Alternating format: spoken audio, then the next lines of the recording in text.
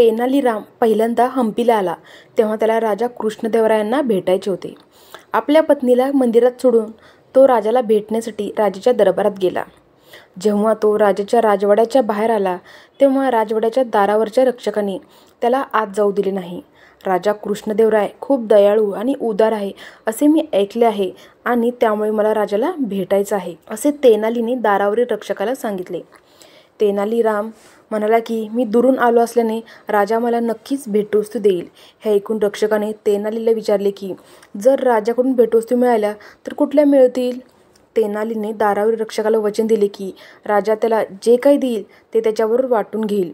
तेव्हा रक्षकाने त्याला राजवाड्यात प्रवेश दिला.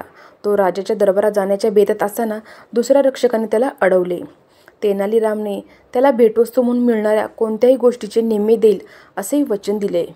हे ऐकून त्यानेही तेनालीला आत जाऊ दिले. तेनाली राजाच्या दरबारात गेल्यावर तो राजाकडे धावला.